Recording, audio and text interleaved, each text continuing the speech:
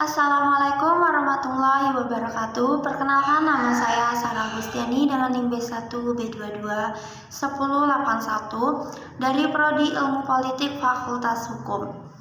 Di video kali ini saya akan membuat tugas ujian akhir semester mata kuliah Pengantar Ilmu Politik dengan dosen pengampu Pak Hatta Abdi Muhammad SIP MIP. Saya akan menjelaskan materi sebelum UTS, yaitu Trias Politika. Trias Politika adalah sebuah teori yang menerapkan pembagian kekuasaan pemerintahan negara menjadi 3 jenis kekuasaan, yaitu kekuasaan legislatif, kekuasaan eksekutif, dan kekuasaan yudikatif. Trias Politika adalah prinsip normatif yang mencegah kekuasaan terdapat pada tempat yang sama, yaitu kekuasaan absolut. Diharapkan hak asasi warga negara terjamin.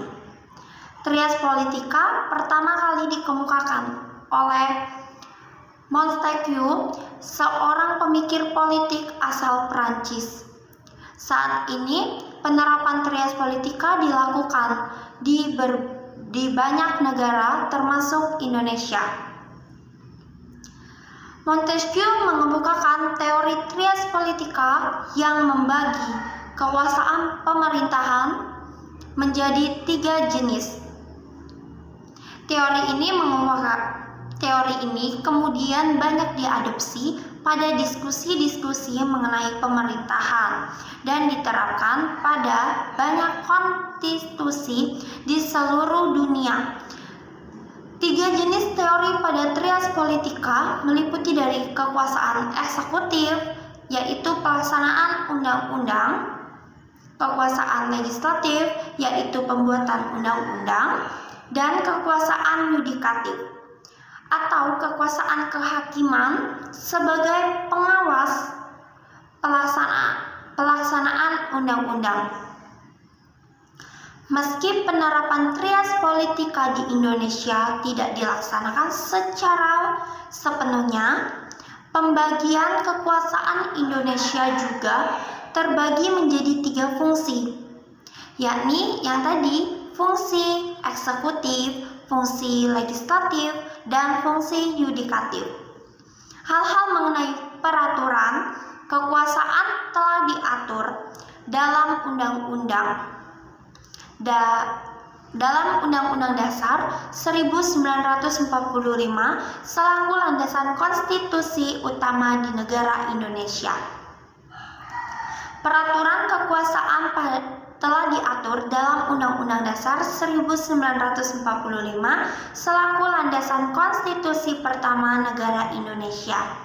Lembaga tinggi negara seperti Presiden, MPR, DPR, serta MK dan KY telah diberikan kekuasaannya lewat Undang-Undang Dasar 1945. Adapun hal-hal mengenai fungsi dan ketentuan lebih lanjut mengenai lembaga-lembaga tersebut diatur dalam peraturan perundang-undangan asal tidak bertentangan dengan Undang-Undang Dasar 1945.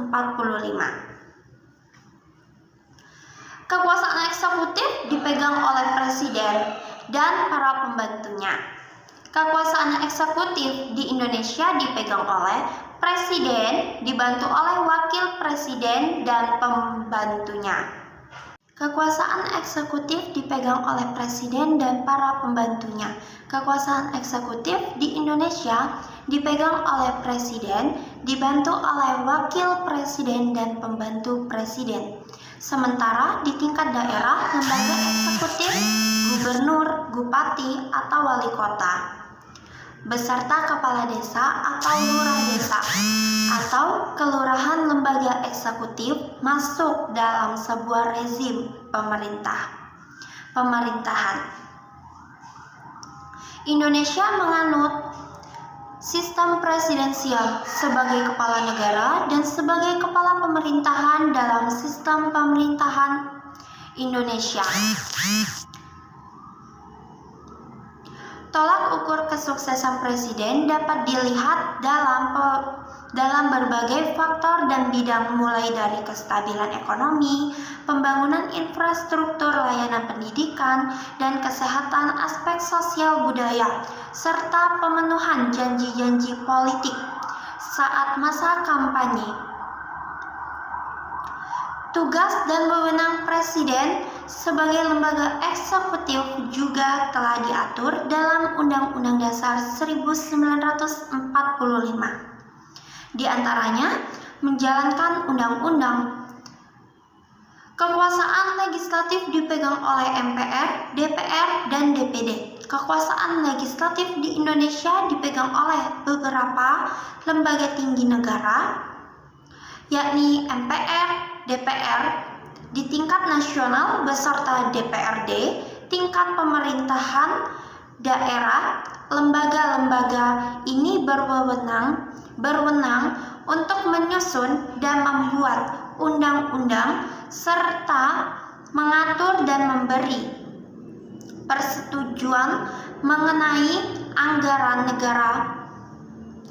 DPR menjadi perwakilan rakyat di pemerintahan dan parlemen. Beberapa hak yang didapatkan, misalnya hak interpelasi dan hak angket pemilihan anggota DPR dan DPD, dipilih melalui pemilihan umum legislatif secara langsung ataupun sempat menjadi lembaga negara tertinggi sebelum dirubah melalui amandemen Undang-Undang Dasar 1945,